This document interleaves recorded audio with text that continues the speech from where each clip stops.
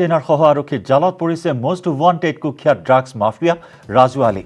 হাজো আৰক্ষী থানাৰ ভাৰপ্ৰাপ্ত আৰক্ষী বিষয়া বাবুল কুমাৰ মেধিৰ নেতৃত্বত হাজোৰ দলৈতোলা ড্ৰাগছৰ বিৰুদ্ধে চলিছিল এই অভিযান। ৬৫টাকৈ ড্ৰাগছ ভৰ্তি কণ্টেইনাৰৰ লগতে নগদ ২০,০০০ টকা আৰু প্ৰায় ১ কেজি গাঞ্জা জব্দ কৰিবলৈ সক্ষম হয় আৰক্ষী। দীৰ্ঘদিন ধৰি এইটো ৰাজু আলীয়ে আৰক্ষীৰ চকুত ধূলি দি বিভিন্ন স্থানত চলাই আহিছিল ড্ৰাগছৰ ৰমৰমীয়া বেহা। বিজনেত আৰক্ষীৰ ড্ৰাগছ বিৰোধী অভিযান। নিশা চিৰাং জিলাৰ আৰক্ষী অধীক্ষক প্ৰকাশ মেধিৰ নেতৃত্বত অভিযান চলাই বিজনীৰ কাৱাটিকাৰ আব্দুল গনি নামৰ ড্ৰাগছ ব্যৱসায়ী এটাক আটক কৰে। ড্ৰাগছ ব্যৱসায়ীটোৰ ঘৰত তালাচী চলাই ৭০ মিলিগ্ৰাম ড্ৰাগছ জব্দ কৰিবলৈ সক্ষম হয়। গহপুৰত পথ দুৰ্ঘটনাত এজন বাইক আৰোহী নিহত। ১৫ নম্বৰ ৰাষ্ট্ৰীয় ঘাইপথত বৃহস্পতিবাৰে সন্ধিয়া সংঘটিত হয় এই দুৰ্ঘটনা। লখিমপুৰৰ দিশৰ পৰা আহি থকা মহিন্দ্ৰা জাইলো বাহনে গহপুৰৰ কমলা পথাৰৰ পৰা কলাবাৰী অভিমুখে গৈ থকা এখন দুচকীয়া বাহনত তীব্ৰ বেগেৰে খুন্দিওৱাৰ ফলত থিতাতে নিহত হয় বাইক আৰোহীজন। নিহত বাইক আৰোহীজন কমলা পথাৰৰ প্ৰাণজিৎ বৰা বুলি চিনাক্ত কৰা হৈছে। দুধনৈৰ বিভিন্ন অঞ্চলত অব্যাহত বনৰীয়া হাতীৰ সন্ত্ৰাস। নিশা কুশধোৱা আৰু মেজেংপাৰাত চলিল বন্যহস্তীৰ উপদ্ৰৱ।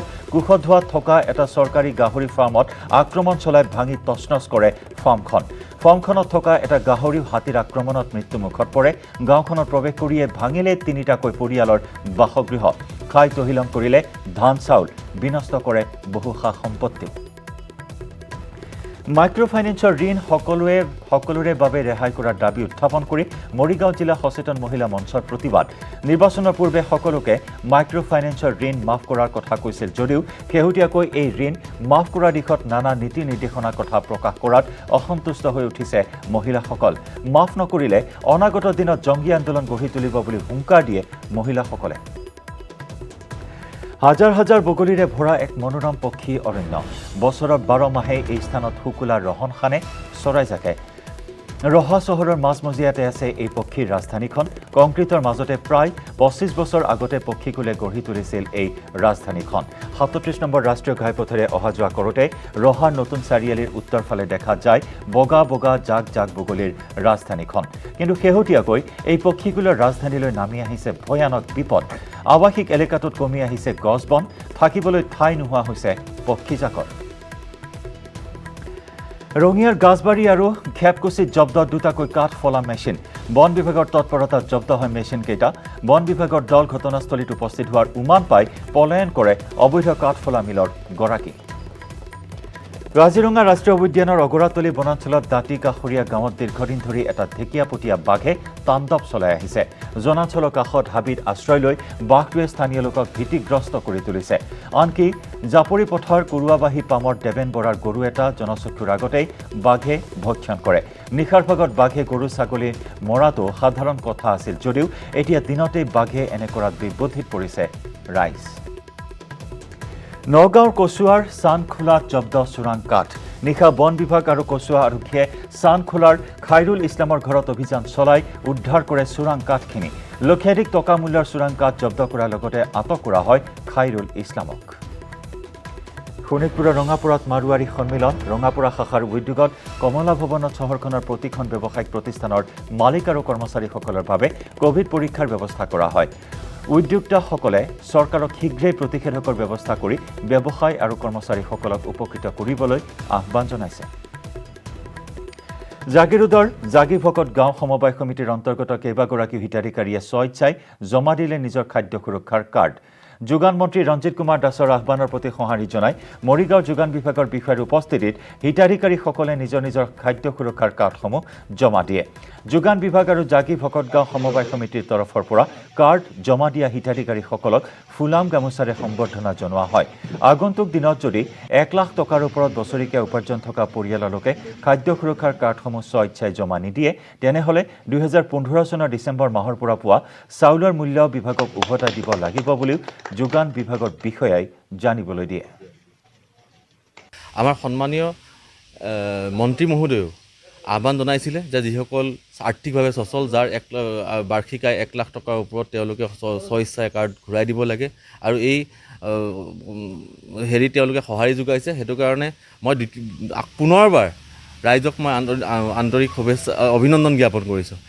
ইয়াৰ লগতে কওঁ যে আৰু যিসকল এতিয়া আমাৰ যিসকল আছে আৰ্থিকভাৱে সচল তেওঁলোকে কাৰ্ড ঘূৰাই দিয়া নাই তেওঁলোককো অনতিপলমে স্বইচ্ছাই কাৰ্ড ঘূৰাই দিয়াৰ কাৰণে আমি আহ্বান জনালোঁ আৰু যদি আমি এই আহ্বানৰ প্ৰতি যদি তেওঁলোকে সঁহাৰি নজনায় বা স্বইচ্ছাই যদি তেওঁলোকে কাৰ্ড সমৰ্পণ নকৰে তেতিয়াহ'লে আমি বিভাগীয় নীতি অনুসৰি তেওঁলোকৰ পৰা কাৰ্ড অনাৰ ব্যৱস্থা কৰিব লাগিব।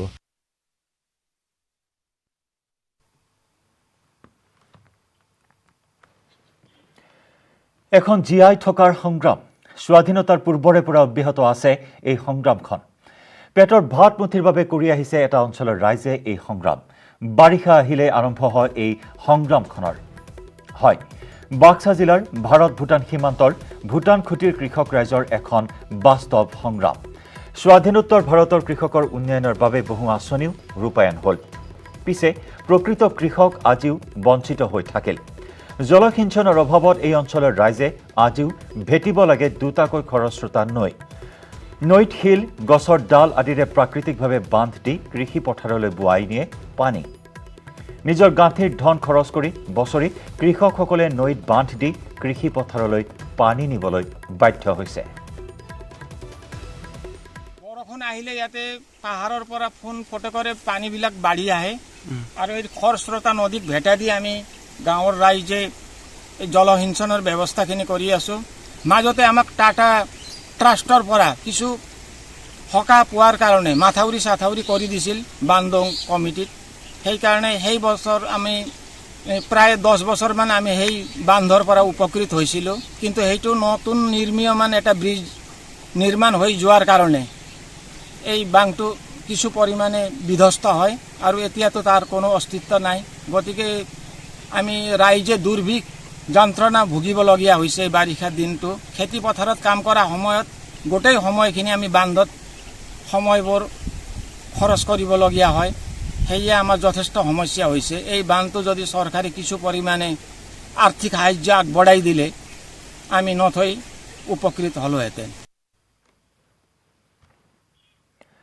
চৰকাৰী বিষয়ৰ সুস্থ পৰিকল্পনাৰ অভাৱত এজাক বৰষুণতে কৃত্ৰিম বানত বুৰ যায় উত্তৰ গুৱাহাটীৰ বহু অঞ্চল একমাত্ৰ জল নিৰ্গমনৰ পথ ঘোঁৰাজান আৰু জলাশয়ৰ ওপৰতে যধে মধে নিৰ্মাণ কাৰ্য চলোৱাৰ বাবে ভয়াৱহ কৃত্ৰিম বান হোৱাৰ আশংকা কৰা হৈছে সৰ্বোচ্চ ন্যায়ালয় আৰু সেউজ প্ৰাধিকৰণৰ নিয়ম উলংঘা কৰি ঘোঁৰাজান বিলত মথাউৰিত সজোৱা হৈছে মীন ক্ষেত্ৰ ঘোঁৰাজান মৎস্য পালনৰ পৰিকল্পনাই চৰকাৰী বিষয়া অভিযন্তাৰ অদূৰদৰ্শিতাৰ পৰিচয় দিছে যাৰ বাবে কৃত্ৰিম বানপানীৰ আশংকাত শংকিত হৈ পৰিছে নগৰবাসী